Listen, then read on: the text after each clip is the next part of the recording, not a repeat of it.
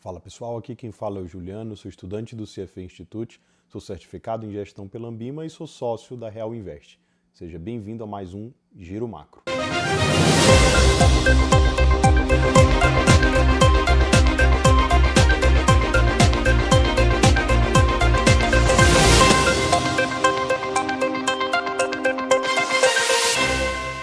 Então vamos lá, meus amigos. Um giro aqui com os principais indicadores e ativos pelo mundo afora. Lembrando que essa janela é a janela dos últimos 5 dias, tá? Começando pela Bolsa Brasileira em dólares. Bolsa Brasileira subindo aí 2,83% na semana. Bitcoin também recuperando aí parte da sua queda. O Bitcoin caiu demais no final do ano passado para cá, então aqui agora em março ele tem recuperado um pouquinho disso. Ouro segue se destacando como um ativo muito interessante para você carregar na carteira em momentos de tensão geopolítica como essa. Vou abrir aqui um relatório do World Gold Council, que é um site onde você consegue encontrar muitas informações sobre o ouro. E, inclusive, a gente consegue ver aqui, nos gráficos de oferta e demanda, a gente consegue ver quem são os principais atores que estão comprando ouro. Então, a gente consegue ver aqui a porção dos bancos centrais, a porção do ouro que é comprado para joalheria e etc. Então, aqui a gente vê que os bancos centrais pelo mundo afora seguem comprando bastante ouro. O Banco Central da China comprando ouro demais.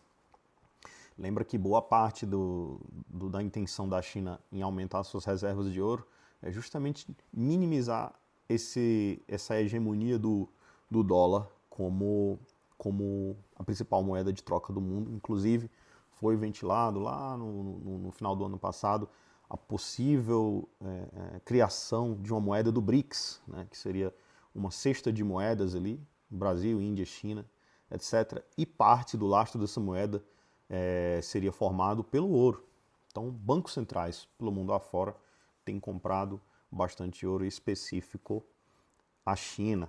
Então, isso justifica essa alta do ouro aqui na semana. Vou já passar para o gráfico do início do ano para cá para vocês terem uma ideia.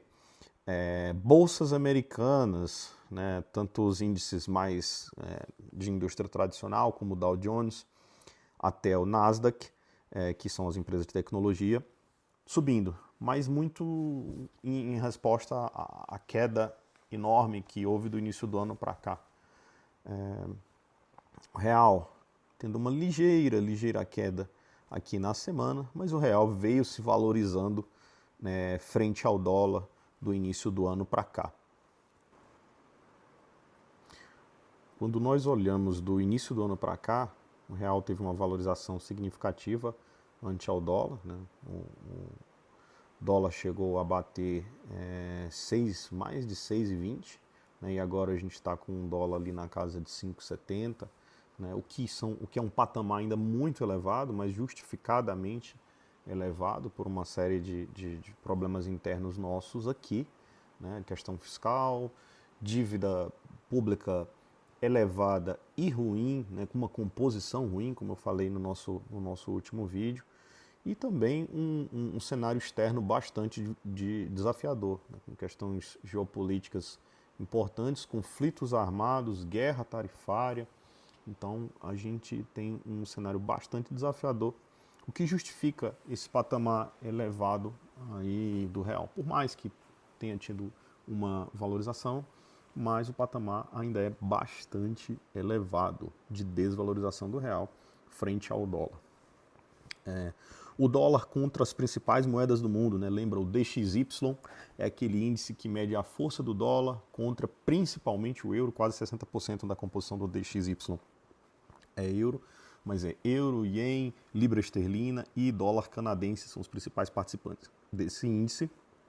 E o dólar frente a essa cesta de moedas também está se desvalorizando, como eu citei anteriormente, muito como uma resposta a essa guerra tarifária que tende a prejudicar, de certa forma, os Estados Unidos, pelo menos de início, por mais que lá na frente isso possa se converter em um benefício, haja vista que com o dólar um pouco mais baixo, os produtos americanos são mais competitivos pelo mundo afora. Mas até que isso aconteça, você tem, em primeiro lugar, a retaliação dos outros países e você tem também as empresas ali diminuindo margem para que essa vantagem não se dê logo de cara. Então nós tivemos decisão de política monetária tanto nos Estados Unidos quanto no Brasil. Ambas as decisões já amplamente esperadas, nada fora do normal. Então, os Estados Unidos manteve a taxa básica por lá inalterada e nós aqui subimos 1%, o que já era bastante esperado, que pode, né, trazer algum fluxo para o famoso carry trade, né, porque vai ficar mais vantajoso investir em juros brasileiros daqui para frente, né, juros de curto prazo, aí, famoso Tesouro Selic. Então, basicamente, o Fed ele ainda segue bastante preocupado com a resiliência da inflação de serviços. A guerra tarifária também é outro ponto que preocupa bastante, uma vez que os produtos para o consumidor americano eles vão ficar mais caros, né? Pelo menos por um tempo. Então, isso adiciona uma pressão inflacionária a mais para o Fed ter que lidar. Aqui no Brasil, a gente também segue com as expectativas de inflação ainda desancoradas, expectativas de inflação futura. Nada muito fora do esperado aqui dentro do comunicado. Acredito eu, isso é uma opinião, né? Opinião particular, acredito que a gente vai terminar esse ciclo em torno de 15%, então aqui já é confirmado, né, um ajuste de menor magnitude na próxima reunião. Então acredito que venha aí um ajuste de 0,75, aí a gente finalize a Selic, aí essa pernada de alta da Selic em 15% e ela fique de lado, né, durante algumas reuniões. Essa é a minha hipótese para a Selic.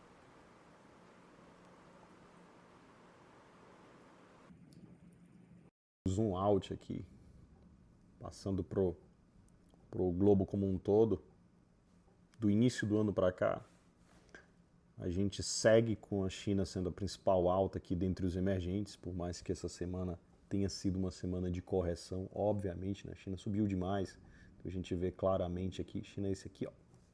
Destacar aqui para ficar mais fácil para vocês. Então, China devolvendo um pouquinho dos ganhos.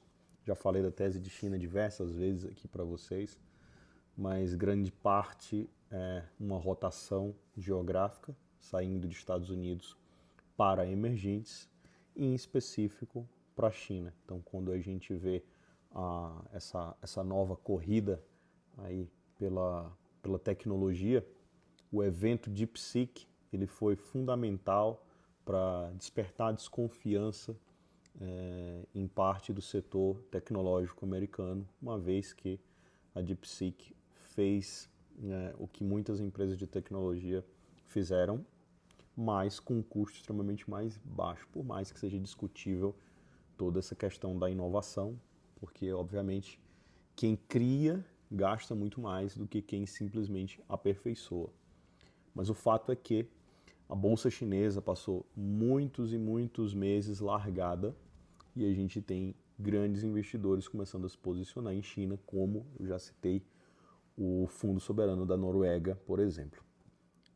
Outro país que tem se destacado bastante é a Alemanha. Então a gente sabe que parte do posicionamento do Donald Trump é gastar menos recursos americanos pelo mundo afora e se concentrar mais dentro dos Estados Unidos.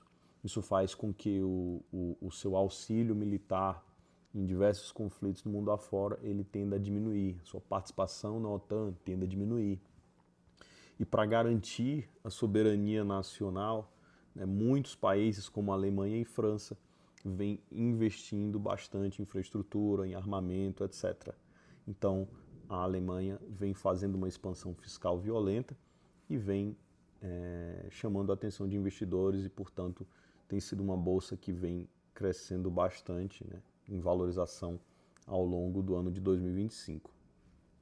O Brasil vem logo atrás e, como eu já tinha comentado com vocês, o ouro, né, que é um ativo que, se possível, se estiver dentro do seu suitability, se estiver de acordo com o seu assessor de investimentos, se estiver de acordo com sua estratégia de longo prazo, considere ter em carteira.